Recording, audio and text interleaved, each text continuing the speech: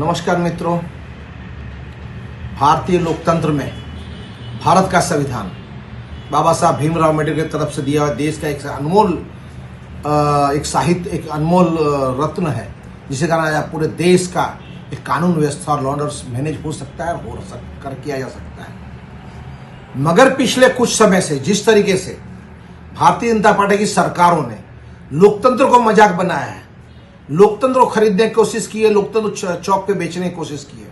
जिस तरह एमएलए खरीद बेचो, मिनिस्टरों खरीद बेचो, लोगों को रिजाइन ले लेने का, लोगों को कहीं और पोस्ट देने का, कहीं और खरीद लेने का, किसी बेच देने का, जो लोकतंत्र मजाक बना दिया है चुने प्रतिनिधियों को हैरान करने का, और उसने सब हद जो है ना उसको पूरा कर दिया है।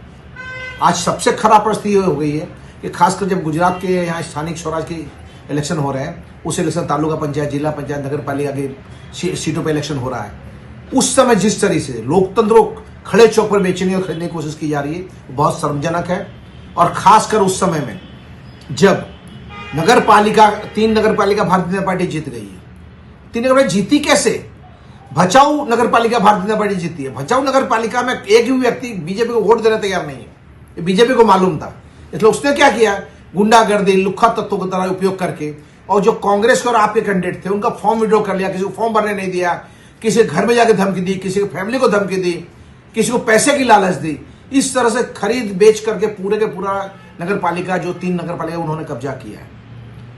आप बोलोगे कैलाश भाई आप लोग तो ऐसे ही बदनाम करते रहते हो, यार क्या पूर्वार है, क्या आपके पास प्रूफ है कि आप कहोगे कि ये लोग लोकतंत्र का मजाक उड़ा रहे हैं, लोकतंत्र खरीद बेच कर रहे हैं? आपकी बहुत बात सही है। अब वो इन एविडेंस में मिल गया है।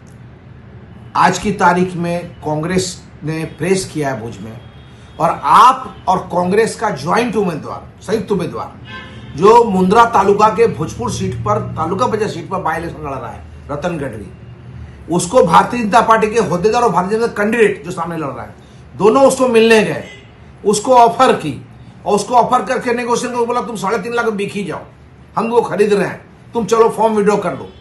इस तरह का पूरा नाटक किया उन्होंने। ये तो अच्छा है कि कांग्रेस वालों ने उसका वीडियो बना लिया, और अब ये डिटेल्स जाहिर प्रेस में आ गई, लोगों के बीच में आ गई।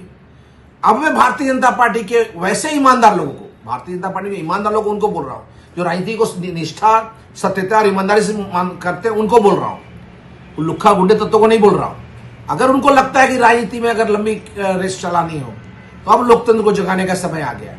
मैं तो आरएसएस से पूछता हूं, मैं तो गुजरात के एक रिस्पेक्टेड गवर्नर जिसके बारे में बहुत इज्जत है, उनसे पूछता हूं कि सर आप लोग क्या कर रहे हो? आरएसएस देश के संस्कृति, संविधान, फिर अपने धर्म व्यवस्था, सनातनी व्यवस्था के हिसाब से राष्ट्र को चलाना चाहती है, तो कैसा लोकतंत्र खरीद बेचकर राष्ट्र को चलाना चाहती है? आरएसएस के हेड क्या कर रहे हैं गुजरात के गवर्नर साहब क्या कर रहे हैं?